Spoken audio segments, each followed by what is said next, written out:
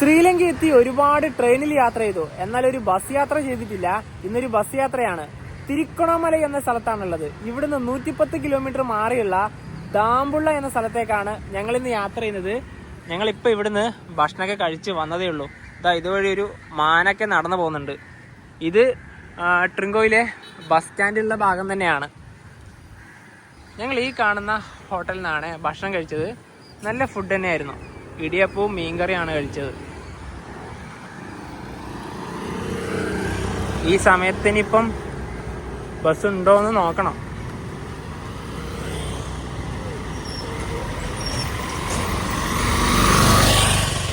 ഇതുപോലെയുള്ള ബസ്സുകൾ തന്നെയാണ്.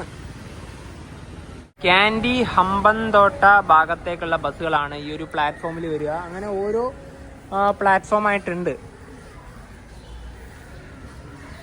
ഇത് ആ ഭാഗത്തേക്കാണ് ബട്ടിക്കോള ബസ്സുകളുള്ളത്. ബട്ടിക്കോള ഇവിടുന്ന് കുറച്ച് ദൂരെയാണ്.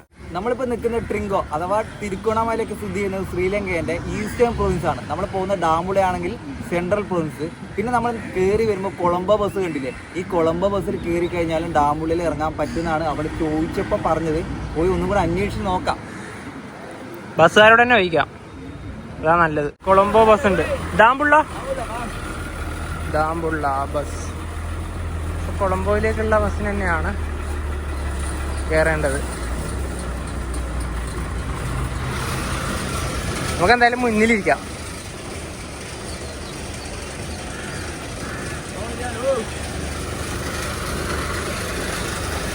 എനിക്കൊന്ന് അവിടത്തേക്ക് ഇറക്കി വെക്കാനാണെന്ന് തോന്നുന്നു.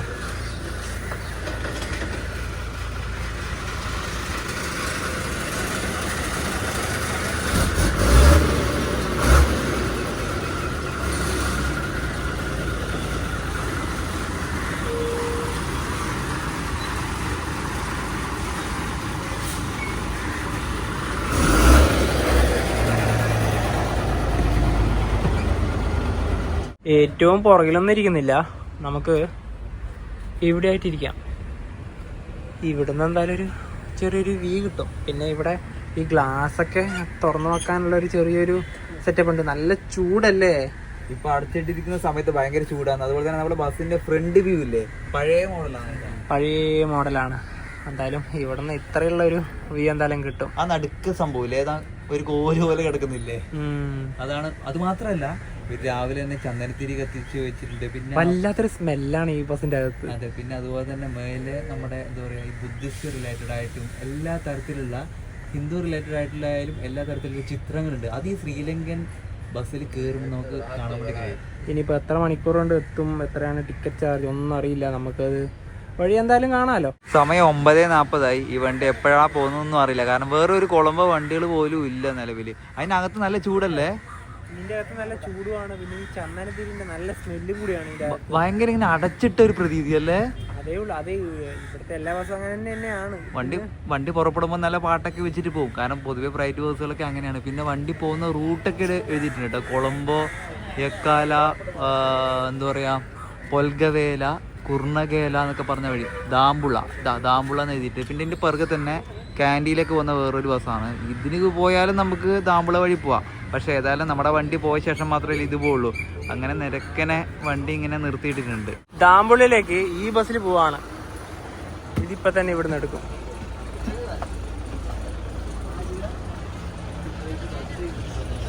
ഇവിടെ ഇരിക്കാല്ലേ നവി?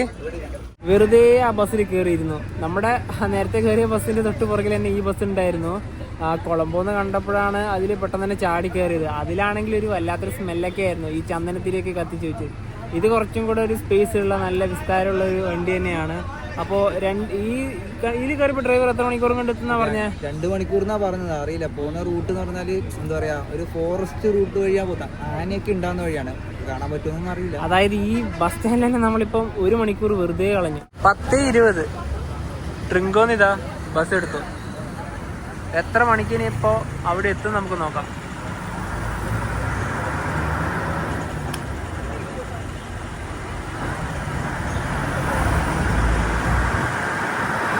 കുറച്ചുകൂടെ നേരത്തെ വന്നിട്ടുണ്ടെങ്കിൽ നമുക്ക് ആ ഒരു മുൻ സീറ്റ് കിട്ടിയേനെ. എല്ലാ ബസ്സിലും ചന്ദനത്തിരി ഉണ്ട്. എനിക്ക് പൊതുവെ ഈ ബസ്സിൽ പോകുമ്പോൾ ഈ ചന്ദനത്തിരിൻ്റെ സ്മെല്ല് അധികം ഇഷ്ടമല്ല. ഈ വൊമിറ്റിംഗ് ഒക്കെ അധികമായിട്ടുള്ളവർക്ക് വലിയ പ്രശ്നമാണ്.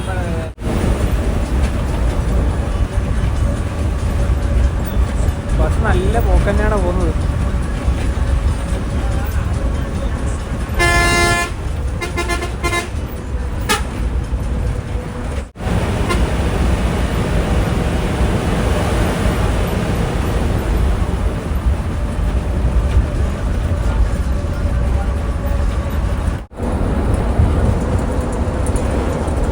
ഫോറസ്റ്റ് ഭാഗത്തേക്ക് കൂടിയാണ് ഇപ്പോൾ വണ്ടി പോയിക്കൊണ്ടിരിക്കുന്നത്. കുറേ നേരമായി.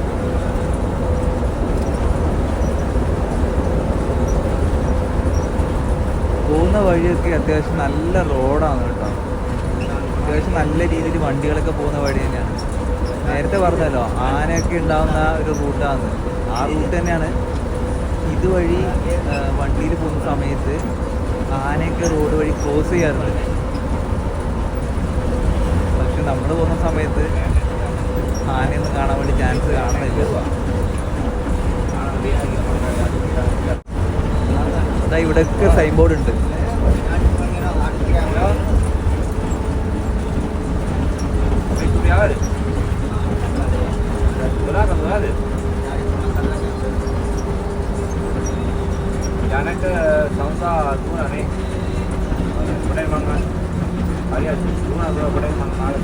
അതുകൊണ്ടായിരിക്കണം ബസ് ഇപ്പോൾ വേഗത കുറച്ചത്. ഇത്ര നേരം നല്ല സ്പീഡിലാണ് പോയത്.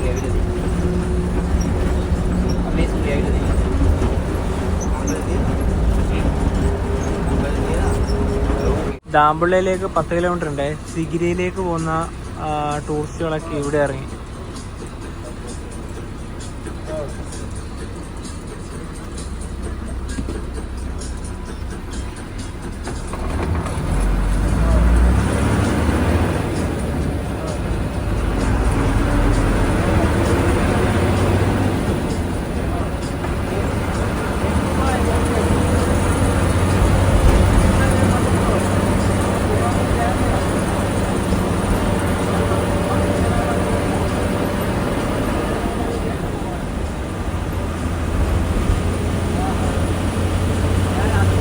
പന്ത്രണ്ട് 25 ദാമ്പുള്ളിലേക്ക് ഇതാ എത്തിയിരിക്കുകയാണ്.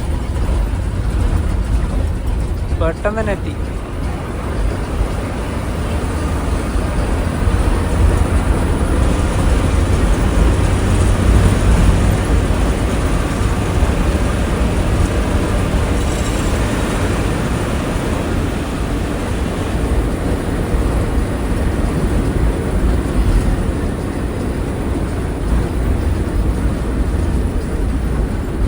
നേരെ പോവുക ബസ് സ്റ്റാൻഡ് ഭാഗത്തേക്കാണ്. ഒരാൾക്ക് 600 LKR ആണ്. 2 പേർക്കും കൂടിയിട്ട് 1200 LKR. ഒരു റൂം ബുക്ക് ചെയ്തിട്ടുണ്ട് അഗോഡ വഴി. അപ്പോൾ അവിടത്തേക്ക് എത്ര കിലോമീറ്റർ ഉണ്ട്? 1.2 കിലോമീറ്റർ ഉണ്ട്. നടന്നിട്ട് എന്തായാലും പോവാം. ഒരു മോഡിഫൈഡ് പട്രോൾ കണ്ട അതാ. എൻ്റെ പൊന്നോ കിടിലൻ നിസാൻ. ഭയങ്കര ഇഷ്ടമാണ്.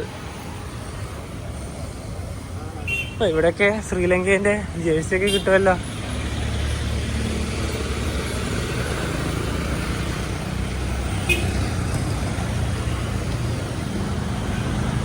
ഇവിടെ ഇങ്ങനത്തെ ഒരുപാട് ചെറിയ ചെറിയ കടകളുണ്ട്. വളർത്തു മീനുകളെയാണ് ഇവിടെ വിൽക്കാൻ വെച്ചിരിക്കുന്നത്. ഒരുപാടുണ്ട് ഇവിടെ. ഈ താഴ്ഭാഗത്തും ഉണ്ട്. പ്ലാസ്റ്റിക്കിൻ്റെ ഒരു കവറിൽ കുറച്ച് വെള്ളമാക്കിയിട്ടാണ് ഇവിടെ ഉള്ളത്.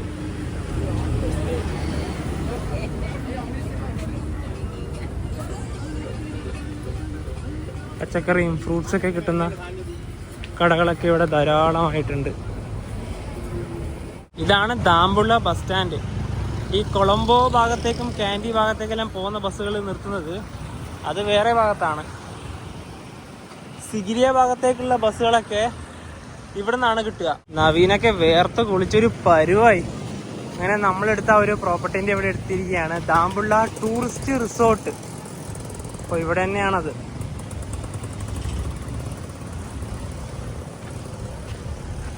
ക്യാൻഡിയിലേക്കുള്ള മെയിൻ റോഡാണ് ഇത്. തൊട്ട് മുന്നിലായി വലിയ മലനിരയാണ്.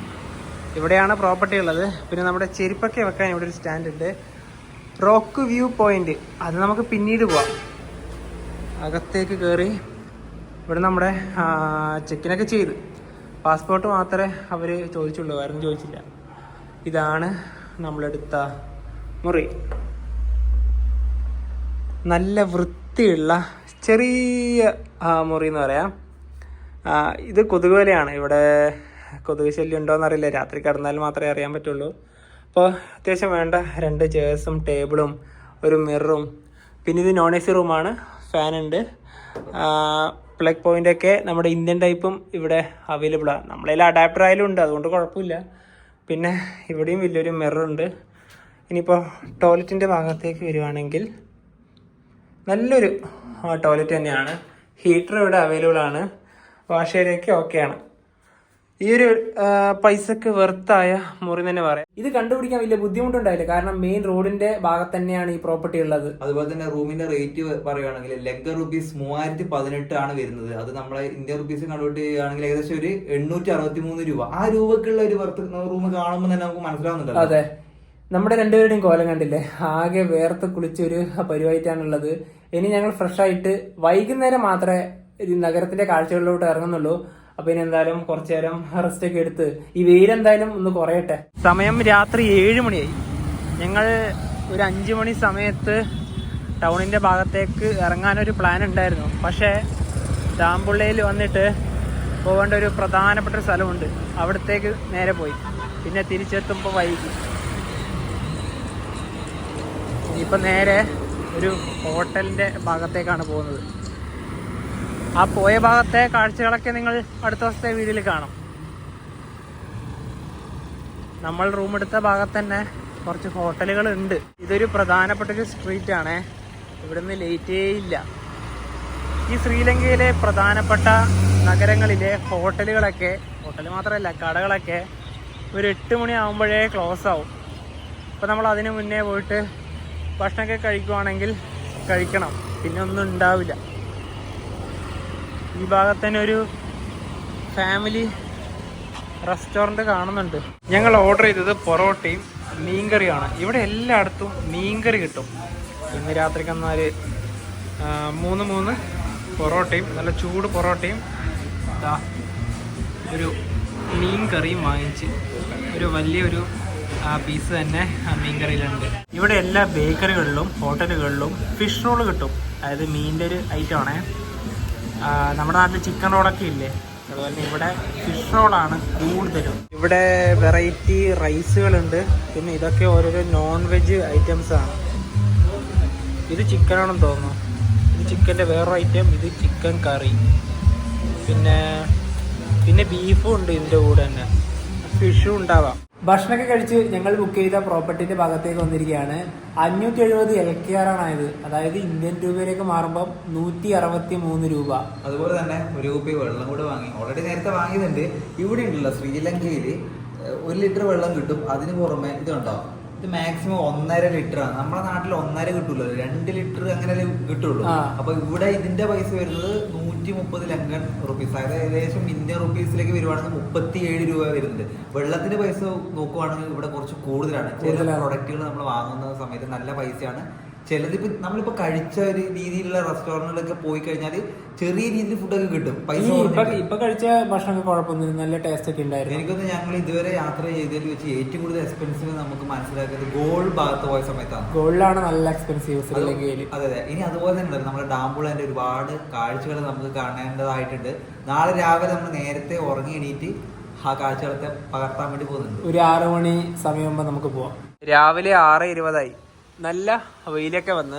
പിന്നെ നമ്മളെടുത്ത് ഈ പ്രോപ്പർട്ടിയിൽ വൈഫൈ ഒക്കെ അവൈലബിൾ ആണ്. പക്ഷേ നമ്മുടെ വീഡിയോസ് ഒന്നും അപ്ലോഡ് ചെയ്യാൻ പറ്റുന്നില്ല, അത്ര സ്പീഡൊന്നും ഇല്ല. നോർമലി നമുക്ക് വാട്സപ്പും ഫേസ്ബുക്കൊക്കെ എടുക്കാം. പിന്നെ ഇവിടെ തന്നെ റോക്ക് വ്യൂ പോയിന്റ് ഉണ്ട്. അതെന്താണെന്ന് നമുക്ക് നോക്കിയിട്ട് വരാം. അതായത് ഇതിൻ്റെ ഏറ്റവും മുകളിൽ കയറിയാൽ കാണുന്നൊരു കാഴ്ച, ഇതേ സൂര്യനൊക്കെ ഉദിച്ചു വരികയാണ്. ഇവിടെയാണ് റോക്ക് വ്യൂ പോയിന്റ്. അതായത് ഈ ഒരു റൂമിൻ്റെ ഇവിടെ തന്നെ ചെറിയൊരു, ചെറുതല്ല വലിയൊരു വല തന്നെയാണ്. ഇവിടെ ഇങ്ങനെ ഒരുപാട് വണ്ടികളെ കാണാം. ഇതൊക്കെ ചെറിയ ബ്രെഡും അതുപോലെ തന്നെ samosa, egg roll, fish roll അതൊക്കെ വിൽക്കുന്ന ചെറിയൊരു വണ്ടി. അതിന് ചെറിയൊരു പാട്ടൊക്കെ കേൾക്കാം. ഇവിടെ ഒരുത്തം കുറേ നേരമായി നമ്മളെ കൂടെ തന്നെ വരികയാണ്. മെയിൻ ക്യാൻഡി റോഡാണിത്. ഇപ്പൊ ക്യാൻഡി ഭാഗത്ത് നിന്ന് വരുന്ന ബസ്. ഇവിടെ ഒരു ഗോൾഡൻ ടെമ്പിൾ ഉണ്ട്. 800 മീറ്ററേ ഉള്ളൂ നടക്കാൻ. നേരെ അങ്ങോട്ട് തന്നെയാണ് പോകുന്നത്. ദാമ്പുള്ളയിലെ മെയിൻ ഒരു അട്രാക്ഷനാണത്. രാവിലെ ആയതുകൊണ്ട് തന്നെ കടകളൊക്കെ തുറന്നു വരുന്നതേ ഉള്ളൂ. ചെറിയ റോഡുകളാണ്. രാവിലെ നല്ല കാറ്റുണ്ട് ഇവിടെ. എനിക്ക് തോന്നുന്നത് ഈ ക്ഷേത്രം സ്ഥിതി ചെയ്യുന്നത് ഈ പാറയില്ലേ, നമ്മൾ നേരത്തെ റൂമിന്റെ ഭാഗത്തുനിന്ന് കണ്ട അവിടെ തന്നെയാണെന്നാണ് തോന്നുന്നത്. ഒരു ഗുഹാക്ഷേത്രമാണ്. മത്തലെ, അതായത് ക്യാൻഡിക്ക് തൊട്ട് മുകളിലുള്ള ഒരു സ്ഥലമാണ്.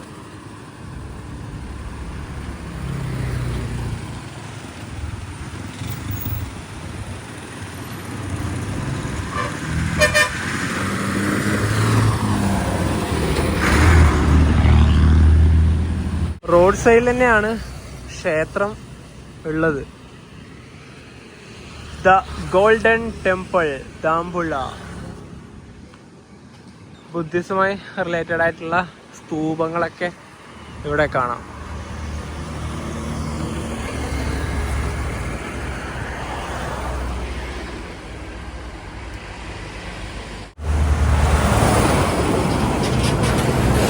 ഗോൾഡൻ ടെമ്പിളിന്റെ ഭാഗത്തുനിന്ന് കേവ് ടെമ്പിളിന്റെ ഭാഗത്തേക്ക് ഇനി പോവുകയാണ്. അവിടുന്ന് ഒരു 200 മീറ്ററേ ഉള്ളൂ. ഏകദേശം നടന്നെത്താനായി. അതിരാവിലെ ആയതുകൊണ്ട് നമ്മൾ മാത്രമേ ഇതുവഴി നടന്നു പോകാനുള്ളൂ. വേറെ ഫോറിൻ ടൂറിസ്റ്റുകളെ ഒന്നും തന്നെ കാണുന്നില്ല. പിന്നെ ഇവിടെയെല്ലാം റെസ്റ്റോറൻ്റൊക്കെ ഉണ്ട്. അതൊക്കെ ആ ഭാഗത്താണ്. വിജനമായ വഴി. ഓട്ടോറിക്ഷകളോ അങ്ങനെ ഒന്നും തന്നെ പോകുന്നില്ല. ഇനിയിപ്പോൾ ചെറുതായൊരു കയറ്റമൊക്കെ കയറി വേണം പോകാൻ. ടിക്കറ്റ് കൗണ്ടറൊക്കെ ഉള്ളത് പാറയുടെ ഒരു നിശ്ചിതമായിട്ടുള്ളൊരു ലെവലിലാണ്. അതായത് നമ്മൾ ഒരുപാട് കയറി ഇപ്പം തന്നെ. അപ്പം നല്ലൊരു ഹൈറ്റിൽ തന്നെയാണ് അതൊക്കെ വരുന്നത്. ടിക്കറ്റ് കൗണ്ടർ ഉള്ളത് അങ്ങ് അവിടെയാണ്. ഇത്രയും വലിയ കയറ്റവും കയറി വന്ന് ഇനി അതുപോലെയുള്ള ഇറക്കമാണ്. നമ്മുടെ ഗൂഗിൾ മാപ്പിൽ കാണിക്കുന്ന പോലെ ഒന്നും അല്ല കേട്ടോ. ഇവിടെ വന്ന സ്ഥിതിക്കാണ് ചോദിച്ചിട്ടാണ് ഇപ്പോൾ പോകുന്നത് തന്നെ. കാരണം ഗൂഗിൾ മാപ്പിൽ വേറെ ഏതൊക്കെയാണ് ലൊക്കേഷൻ കാണിക്കുന്നത്. ഇവിടത്തേക്ക് നിങ്ങൾ വരുവാണെങ്കിൽ വണ്ടിയിൽ വരുന്നതാണ് നല്ലത്. കാരണം ഒരുപാട് നടക്കേണ്ടി വരും. ഇതാണപ്പോൾ മെയിൻ പോയിന്റ്. ടിക്കറ്റ് ഇവിടെയാണ്. ഇവിടെ ഒരുപാട് പേര് വന്ന് വെയിറ്റ് ചെയ്യുന്നുണ്ട്. ഇപ്പൊ കറക്റ്റ് 7 മണിയായി. ഈ സ്ഥലമൊക്കെ അടിപൊളിയാണ്.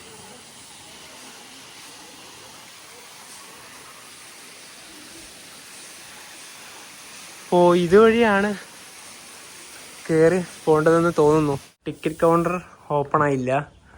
ഒരു ടിക്കറ്റിന് 2000 LKR. അതായത് നല്ല ചാർജ് ഉണ്ട് ഇവിടുത്തെ ടിക്കറ്റിന്. 2000 LKR, അതായത് ഇന്ത്യൻ റുപ്പീസിലോട്ട് മാറുമ്പോൾ 570 രൂപ ഒരാൾക്ക് വരും. ഇവിടുത്തെ ഇതുപോലെയുള്ള ക്ഷേത്രങ്ങളിലേക്കൊക്കെ കയറുമ്പോൾ ടിക്കറ്റ് ചാർജ് ഉണ്ടെങ്കിൽ നല്ല കോസ്റ്റ്ലിയാണ് ഫോറിനേഴ്സിന്. അപ്പോൾ ഇനി ഇതുവഴി പോവാം. പക്ഷേ നമ്മൾ ഇതുവഴിയാണ് കയറുന്നത്. പക്ഷെ തിരിച്ചിറങ്ങുന്നത് ഗോൾഡൻ ടെമ്പിൾ വഴിയാണല്ലേ. നേരത്തെ ആ ഗോൾഡൻ ടെമ്പിൾ എന്നൊരു ബോർഡൊക്കെ കണ്ടില്ലേ, അതുവഴിയാണ് ഇറങ്ങുന്നതാണ് ഇപ്പൊ ഇവിടെ ചോദിച്ചത് മനസ്സിലായത്. അപ്പോൾ ഇതുവഴിയല്ല, ഇനി റിട്ടേൺ. ഇനി പടിക്കെട്ടുകൾ കയറുകയാണ്. കുത്തനെയായിട്ടുള്ള കയറ്റമാണ്. ആകെ 5 ഗുഹാക്ഷേത്രങ്ങളാണുള്ളത്. 15 മിനിറ്റ് കൊണ്ട് നടന്നെത്തുന്നാണ് അറിയാൻ കഴിഞ്ഞത്.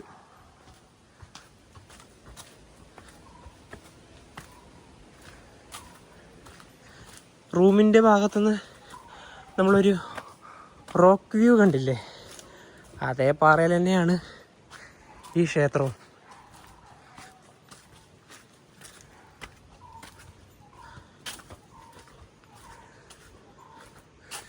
ഇതിപ്പോൾ അതായത് ഇത് തുറക്കേണ്ട ഒരു സമയമായതേ ഉള്ളൂ. ആ ടൈമിൽ ഞങ്ങൾ രണ്ടുപേരും തന്നെയാണ് ആദ്യം ഇവിടെ കയറി വരുന്നത്. ആൾക്കാരൊക്കെ ഒരു 9-10 മണിയാകുമ്പോഴേ വരുള്ളൂ അല്ലേ? കാരണം 7 മണിക്കാണ് ഓപ്പൺ ആവുന്നത് കൗണ്ടറൊക്കെ. ആദ്യത്തെ ടിക്കറ്റ് എനിക്കൊന്ന് ഞങ്ങൾ തന്നെ അടിക്കണം. എന്തായാലും നിന്ന് പോവാം. ഒരേ നടത്തം എന്തായാലും ഇല്ല, കാരണം അവിടേക്ക് റെസ്റ്റ് ചെയ്യാനുള്ള സ്ഥലങ്ങളുണ്ട്. ഏതാണ്ട് പകുതിയോളം ഇപ്പോൾ നടന്ന് കയറി. തൊട്ട് മുന്നിലേക്ക് നോക്കിയാൽ ഒരുപാട് മലനിരകൾ കാണാം. എത്രയോ ദൂരെയാണ് ആ മല സ്ഥിതി ചെയ്യുന്നത്. കയറാം. ഓക്കെ, പോവാ. പതിയെ നടക്കാം, അതാവുമ്പം അധികം കിതപ്പുണ്ടാവില്ല. ഇത് ഒരുമാതിരി ഇങ്ങനെ കുത്തനെയല്ലേ കയറ്റം അല്ലേ? അതാണ്, നല്ല കുത്തനെയാണ് സ്റ്റെപ്പുകൾ ഉള്ളത്.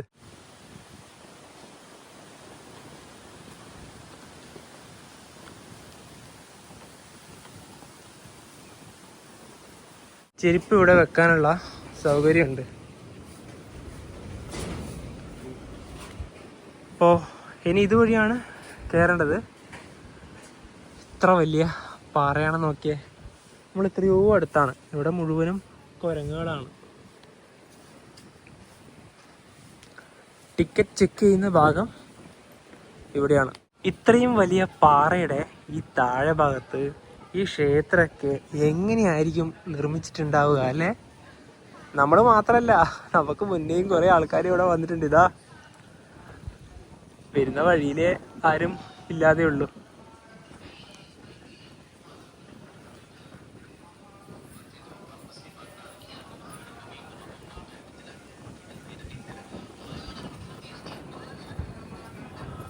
ഇനി പാറയുടെ ഉള്ളിലേക്ക് ഇറങ്ങി പോവുകയാണ്. ഇവിടെ ഒരുപാട് ബുദ്ധ പ്രതിമകൾ കാണാൻ പറ്റും. സൈലൻ്റാണ്.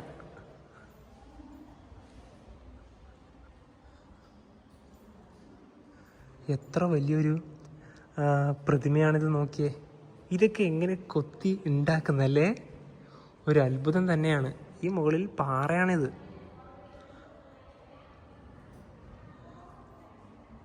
എല്ലാ സ്റ്റാച്ചുവിനും വ്യത്യസ്തമായ രൂപമാണ്.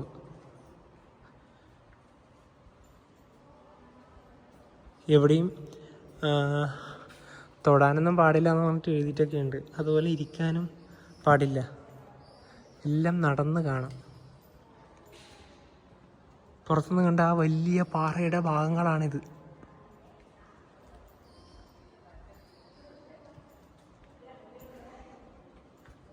ഇവിടെ വീഡിയോഗ്രാഫിക്കൊന്നും ഒരു പ്രശ്നവുമില്ല. ചിലയിടങ്ങളിൽ, അതായത് ഇതുപോലുള്ള ക്ഷേത്രങ്ങളൊക്കെ ഉണ്ടാവുമല്ലോ, അങ്ങനെയുള്ള ഭാഗങ്ങളിൽ വീഡിയോ എടുക്കുന്നതിന് പ്രശ്നങ്ങൾ ഉണ്ടാവാറുണ്ട്.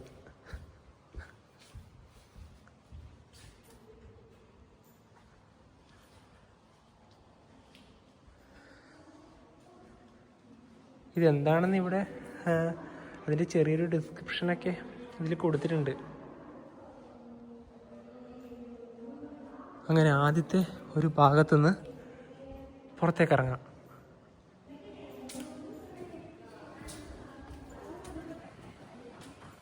ഇത് ഓരോ ഭാഗത്തായിട്ടാണ് ഇതുള്ളത്.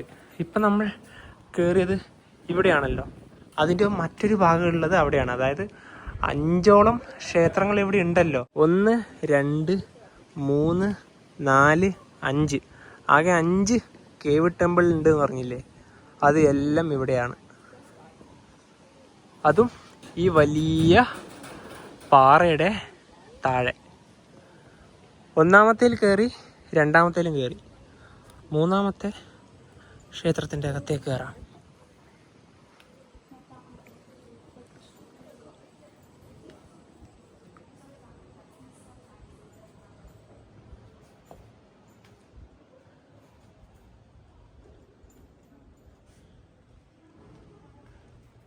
ഇവിടെ ചെറിയ മാറ്റങ്ങളുണ്ട് നേരത്തെ കണ്ട ആ ഒരു പ്രതിമകളിൽ നിന്ന്. മെയിനായിട്ട് ബുദ്ധന്റെ സ്റ്റാച്ചു തന്നെയാണ് ഇവിടെ ഉള്ളത്. അത് പല വലിപ്പത്തിലാണ് മാത്രമേ ഉള്ളൂ. പിന്നെ അതിനിടയിൽ മറ്റു ചില പ്രതിമകൾ നമുക്ക് കാണാൻ കഴിയും. നല്ല ഇരുട്ടാണ് ഇതിൻ്റെ അകത്ത്, അതുപോലെ നല്ല തണുപ്പുണ്ട്. കാരണം ഈ പാറേൻ്റെ താഴെയാണല്ലോ ഇതുള്ളത്. പാറേൻ്റെ താഴെയല്ല, പാറേൻ്റെ ഉള്ളിലാണ്. ഇതൊക്കെ ആ ഒരു പാറയിൽ കൊത്തി ഉണ്ടാക്കിയതാണ് ഈ കാണുന്നത്.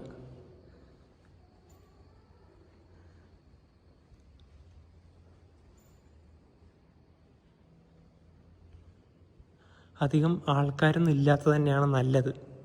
നല്ല രീതിയിൽ തന്നെ ഇതൊക്കെ നമുക്ക് കാണാൻ സാധിക്കുമല്ലോ. ഇനി ഇവിടുന്ന് അടുത്ത ടെമ്പിളിലോട്ട് കയറാം. ഇതുവഴി തന്നെ നമുക്ക് നടന്ന് മറ്റ് ടെമ്പിളിലേക്ക് ഡയറക്റ്റ് കയറാനുള്ള വഴികളുണ്ട്.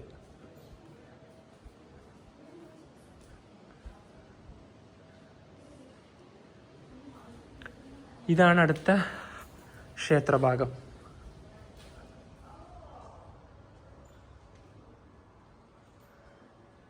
ഇവിടെ വലിയൊരു സ്തൂപം തന്നെയുണ്ട്.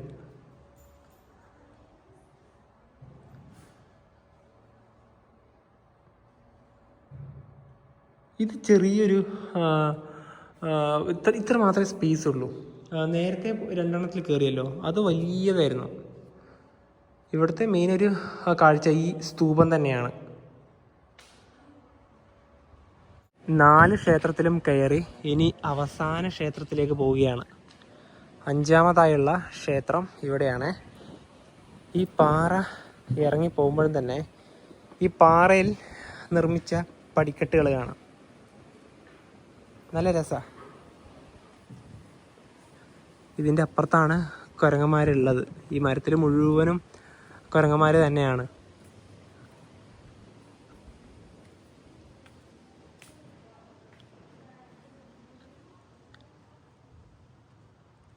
ഇതും നേരത്തെ കണ്ടപോലെ തന്നെ ചെറിയൊരു ക്ഷേത്രമാണ്. ഇവിടെ നിന്ന് തുടങ്ങി അവിടം വരെയാണ്. വലിയൊരു പ്രതിമ ഇവിടെ ഉള്ളത് ഇതാണ്.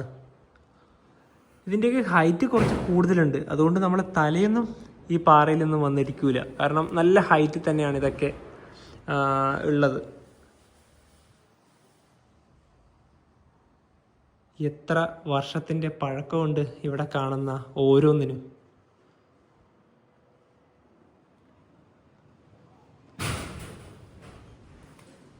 ഇനിയിപ്പോൾ ഇതുവഴി തന്നെ നേരെ 1ാമതുള്ള ക്ഷേത്രഭാഗത്തേക്കൊക്കെ നടന്നിട്ട് പോവാം. അപ്പം ക്ഷേത്രത്തിൻ്റെ ഒരു മെയിൻ കാഴ്ച ഇതാണ്. എല്ലാം അടുത്തടുത്ത് തന്നെയാണ്. എല്ലാം ഒരേ പോക്കിൽ തന്നെ നമുക്ക് നടന്നിട്ട് കാണാം. 1ാമതായി കാണുന്ന ക്ഷേത്രത്തിൻ്റെ അകത്തേക്ക് ഞങ്ങൾ കയറിയില്ല. അപ്പോൾ അവിടത്തേക്ക് കയറാൻ പറ്റുവാണെങ്കിൽ നമുക്ക് എന്തായാലും നോക്കാം.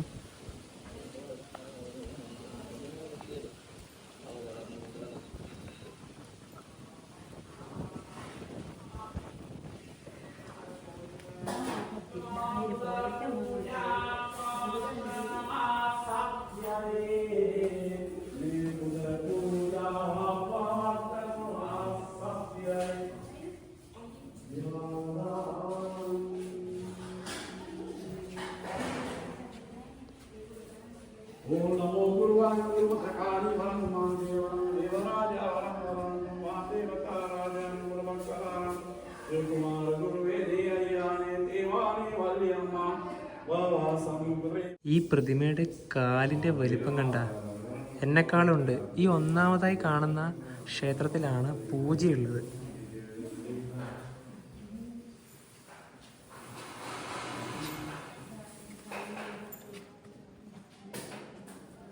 ഒന്നാമതായി കാണുന്ന ക്ഷേത്രത്തിൻ്റെ തൊട്ടടുത്ത് തന്നെ മുരുകൻ്റെ ചിത്രങ്ങളൊക്കെ ഉള്ളത് നമുക്ക് കാണാനായി സാധിക്കും. ഇവിടെ നിന്നാണ് ബാക്കിയുള്ള ക്ഷേത്രത്തിലേക്കുള്ള വഴികളൊക്കെ ഉള്ളത്. ഇത് മുഴുവനും നമ്മൾ കയറിയതാണല്ലോ. ഇവിടെ ഇരിക്കാൻ പാടില്ല, അതിനുള്ള ചെറിയൊരു ബോർഡൊക്കെ ഇവിടെ കൊടുത്തിട്ടുണ്ട്. നല്ല കാറ്റാണ് ഇവിടെ. ഇത് കൊള്ളാൻ നല്ല സുഖം കേട്ടോ, ഈ രാവിലെ തന്നെ. ക്ഷേത്ര ഭാഗത്തു നിന്നുള്ള കാഴ്ചയാണ് ഈ കാണുന്നത്. ഒരുപാട് മലനിരകളാണ് തൊട്ടു മുന്നിലായി. പച്ചപ്പാണ് മെയിൻ. ഇതിലൂടെയാണ് ഇനിയിപ്പോ ഈ പാറ ഇറങ്ങി താഴേക്ക് പോകേണ്ടത്. നേരത്തെ കണ്ട അതേ ഒരു കാഴ്ച, ആ മലനിരകൾ ഇവിടെ നല്ല വ്യക്തമായി കാണാം. അങ്ങനെ അവിടെ ഒരു ചെറിയൊരു ലേക്കൊക്കെ ഉണ്ട്, തടാകം. ഇങ്ങനെ മലയിറങ്ങി ഇനി യാത്ര തുടരുകയാണ്.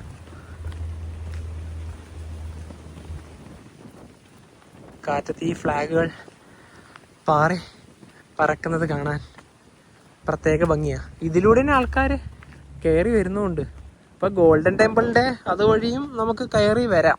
ഇതുപോലുള്ള ട്രെക്കിംഗ് ഒക്കെ ചെയ്യാനുണ്ടെങ്കിൽ രാവിലെ വരുന്നതാണ് ഏറ്റവും നല്ലത്. നല്ല തണുത്ത കാറ്റാണ്, അധികം വെയിലൊന്നും കൊള്ളണ്ടല്ലോ. ഇനിയിപ്പോൾ ഇതാ ഇതുവഴി കുത്തനെയുള്ള ഇറക്കം. ഗോൾഡൻ ടെമ്പിൾ വഴിയാണ് കയറി ഇങ്ങോട്ട് വരുന്നതെങ്കിൽ ഈ ഭാഗത്തേക്കാണ് ടിക്കറ്റ് കൗണ്ടർ. പുള്ളിക്കാരൻ തന്ന പൈസ 500 ഇത് നിരോധിച്ച പൈസയാണ്. നിരോധിച്ച പൈസ നമ്മളെ പറ്റിക്കാൻ വേണ്ടി. ആർക്ക് വേണം ഇനി പൈസ അല്ലേ? ഇതൊരു കാര്യമില്ല. അയ്യാ ഇത് ബാൻ, ഇതില്ല. ഇത് നോ ഇന്ത്യൻ മണി. ഇയാൾക്ക് ഇംഗ്ലീഷ് അറിയില്ല, എങ്ങനെ പറയണ്ടെന്ന് അറിയില്ല. കുരങ്ങന്മാരുടെ ഇടയിലൂടെയാണ് നടന്നു പോകുന്നത്. ഇവിടെ ഒരു കുട്ടി കുരങ്ങുണ്ട്. എന്നാലും മനു ആ കാണിച്ചു തന്ന ഒരു പരിപാടിയല്ലേ. പുള്ളിക്കാരന് സിംഗളോ മാത്രമേ അറിയുള്ളൂ, ഇംഗ്ലീഷ് അറിയില്ല അല്ലേ? തന്ന പൈസ നമ്മളെ പഴയ എന്താ പറയാ നിരോധിച്ച 500 നോട്ട് ചോദിച്ചത്.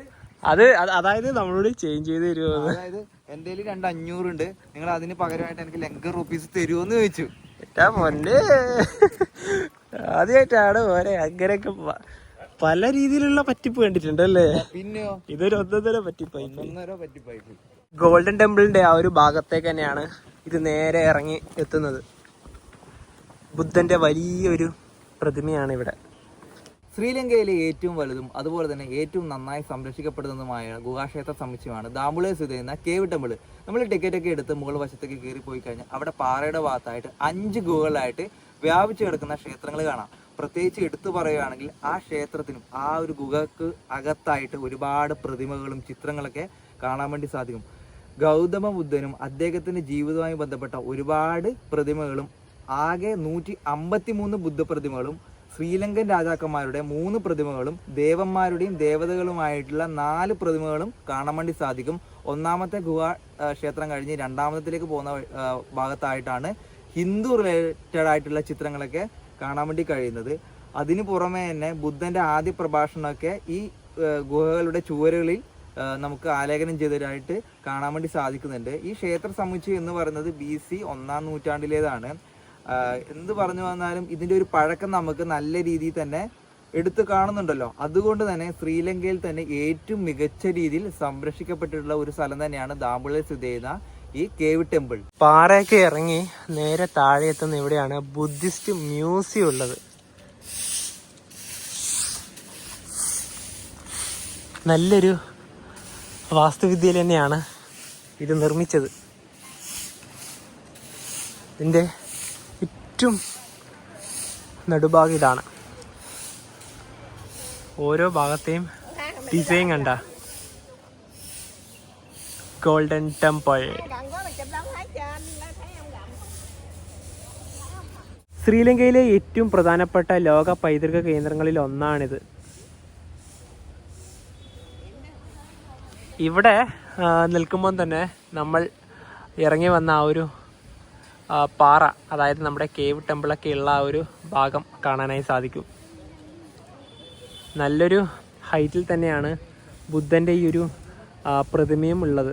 ദാമ്പുളയിൽ എത്തിക്കഴിഞ്ഞാൽ തീർച്ചയായും ഈ ഭാഗമൊക്കെ നിങ്ങളും സന്ദർശിക്കുക. നമ്മൾ ആദ്യം ഇതുവഴിയാണല്ലോ വന്നത്, പക്ഷെ ഞങ്ങൾ വിചാരിച്ചത് കേവ് ടെമ്പിൾ അതുവഴി തന്നെയാണ് കയറി പോകേണ്ടത്. ഇതുവഴിയും നിങ്ങൾക്ക് വരാം. നമ്മൾ വന്നത് കുറച്ച് വളഞ്ഞിട്ടാണ്. ടൗൺ ഭാഗത്തേക്ക് നടന്നെത്തിരിക്കുകയാണേ. രാവിലെ ഇനി ഭക്ഷണം കഴിച്ച ശേഷം റൂമിൻ്റെ ഭാഗത്തേക്ക് പോകാമെന്ന് കരുതി.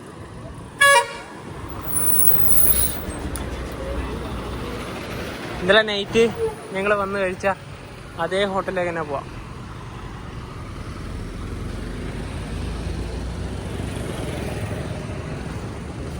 എട്ടര